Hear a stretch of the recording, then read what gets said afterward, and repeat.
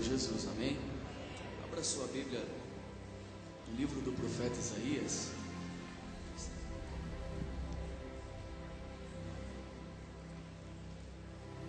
Livro do profeta Isaías, capítulo de número 40. Vamos fazer uma meditação no verso de número 3. Gostaria de agradecer a Deus pela vida dos jovens que aqui me antecederam. Deus continue abençoando a cada um no nome de Jesus. Livro do profeta Isaías, capítulo 40 e verso de número 3, diz assim: Voz do que clama no deserto, preparai o caminho do Senhor, endireitai no ermo vereda a nosso Deus. Amém? Amém. Meus irmãos, Isaías, ele é um profeta que é chamado profeta maior, profeta messiânico, mas não porque o seu ministério é maior, mas porque o seu livro é maior, contém mais capítulos, e Isaías é o profeta que mais profetiza acerca de Jesus, o Messias. E chega nessa dimensão do ministério de Isaías, que ele está agora profetizando acerca de um homem. Esse texto que nós acabamos de ler faz menção de um outro profeta, faz menção de um ministério, da vocação, da chamada de um outro homem, um homem por nome de João, aquele que antecedeu Jesus. No livro de Lucas, no Evangelho de Lucas, nós vamos encontrar um homem, um sacerdote por nome de Zacarias. Zacarias era um profeta, ou melhor dizendo, era um sacerdote, casado com Isabel. Isabel, ela era estéril e ambos eram avançados de idade. Mas é interessante que perceber que a Bíblia diz que Zacarias, ele orava para ter um filho, mas ele não só orava para ter um filho, mas também pela libertação de Israel. Israel, nos tempos de Zacarias, viviam tempos difíceis, tempos de crise espiritual. Pois bem, certo dia Zacarias está no templo, e no templo um anjo faz uma visita para Zacarias, um anjo por nome de Gabriel. Gabriel chega para Zacarias e começa a falar que a sua mulher ia conceder, ia ter um filho, e o nome dele seria João. Glória a Deus. E por isso, e através da vida de João, Deus ia trabalhar no povo de Israel.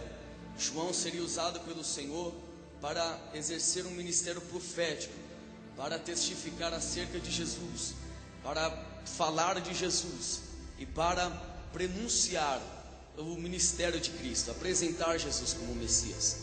E o anjo sai, e Zacarias, os irmãos conhecem a história, ele acredita naquela palavra, e passado algum tempo nasce o menino João. Toda a infância de João, ela é resumida no Evangelho de Lucas, no capítulo 1, verso 80, que diz que na sua infância ele crescia e se robustecia em sabedoria diante de Deus, e que chegaria o dia de ele se apresentar em Israel. Pois bem, nessa noite eu gostaria, através desse contexto, falar de um profeta para uma geração, o chamado de João Batista. João Batista permaneceu no deserto durante 30 anos, 30 anos isolado de tudo e de todos. João Batista estava no deserto, e a Bíblia diz que a sua vestimenta, o seu estilo de vida era um pouco diferente dos demais. Ele se vestia de pele de camelo, com um cinturão de couro, se alimentava de gafanhoto e mel silvestre. Só que já há aqui uma revelação muito linda na dieta de João Batista. João Batista, ele teria um ministério específico, e ele teria que ter uma vida totalmente consagrada a Deus para exercer o ministério. Eu acho muito interessante a dieta de João Batista. A Bíblia diz que ele se alimentava de gafanhoto e mel silvestre. É interessante perceber que gafanhoto na Bíblia, nós sabemos que o gafanhoto, quem já teve o privilégio de comer, gafanhoto tem um gosto muito amargo, e porém ele tem muitos nutrientes, tem muita coisa boa no gafanhoto. Há quem diga que tem mais de 100 nutrientes no gafanhoto. Só que eu acho interessante que já na dieta de João Batista, ele estava querendo nos ensinar uma coisa muito importante, Ele estava querendo nos ensinar que apesar de os momentos da vida serem amargos, serem difíceis, eles nos nutrem, eles nos preparam e nos estruturam. Aleluia. E chega o momento de João Batista se apresentar diante de Israel. João Batista, ele se apresenta e o povo, todo Israel, fica um pouco chocado com a presença de João Batista, porque ele era um pouco tosco e chegou falando do evangelho do arrependimento. E é interessante perceber que todo o ministério de João foi resumido no Jordão, no Rio Jordão, onde ele batizava, onde ele pregava e onde ele exercia o seu ministério. Jordão na Bíblia quer dizer algo muito interessante. Jordão no original significa descendo. João Batista exerceu seu ministério no Jordão não foi por acaso, foi porque o Jordão significa descendo. Então o que eu entendo, o ministério de João Batista, o auge do ministério dele não foi na Judéia, não foi em Jerusalém, nem nos confins da terra, em Samaria, não foi. Foi no Jordão, porque é no Jordão da vida, na humilhação, que o ministério de João Batista ganhou força, ganhou poder. Aleluia. Existem 4 mensagens principais no ministério que o João pregou, o que eu acho muito interessante. João, ele prega a primeira mensagem, todo o seu ministério se resume nisso: arrependimento. A palavra arrependimento significa mudar de ideia, mudar de ação. A palavra arrependimento significa mudar de vida, mudança de vida. E eu já disse aqui que arrependimento é muito diferente de remorso. Um exemplo muito básico disso é Judas e Pedro. Pedro, ele negou Jesus, só que depois ele se arrependeu, tanto é que foi o pai da igreja. Só que Judas, ele traiu Jesus, só que ele, com remorso, com medo da consequência, ele foi e se enforcou. A primeira mensagem de João é o arrependimento. E são 4 mensagens que João pregou, que é 4 mensagens que a nossa igreja precisa ouvir, 4 mensagens que a nossa geração precisa ouvir. A primeira mensagem, arrependimento, mudança de vida. Eu quero dizer para você que entrou aqui essa noite, você ainda não tem Jesus, você ainda não tem salvação.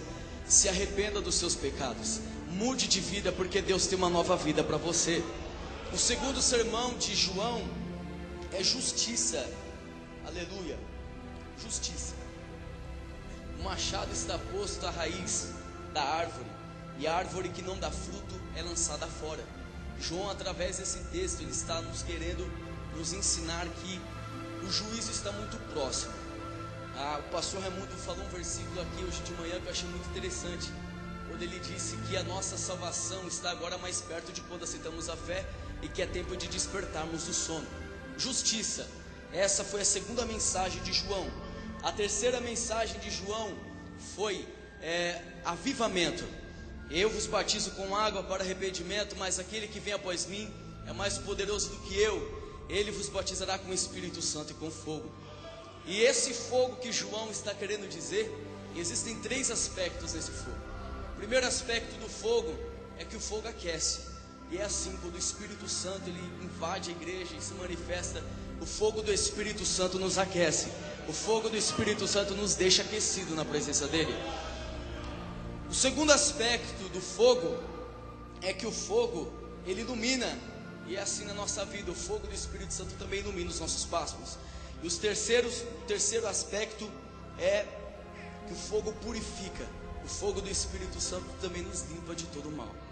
Eu acho interessante que depois que João pregou essas 3 mensagens sucessivamente com um objetivo muito propício, ele vem falar da última mensagem, que eu acredito que é a mais poderosa.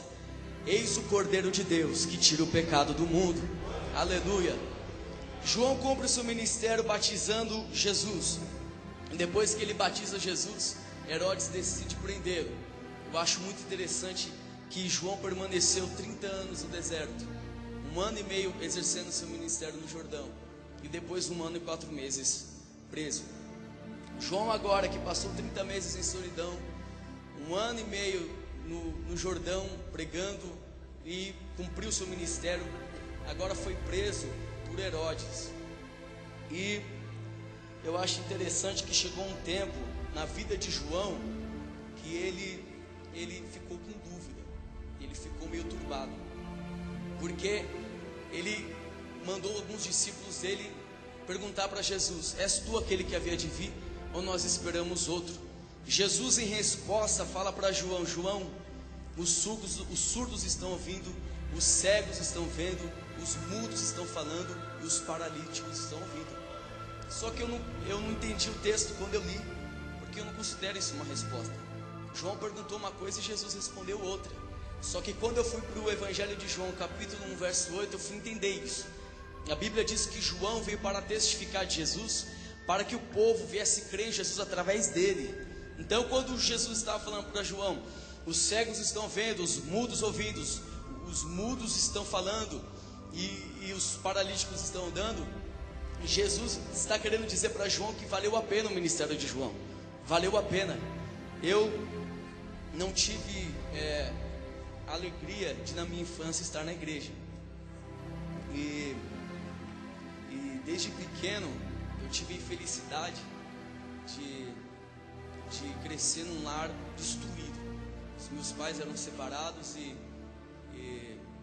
meu pai separado, minha mãe era alcoólatra e os meus irmãos também saíram para as noites, para a vida, para curtir as baladas. E eu sofria muito porque sempre quando minha mãe bebia muito, ela ficava possessa. Eu era pequeno, não sabia o que fazer, eu não tinha conhecimento de nada.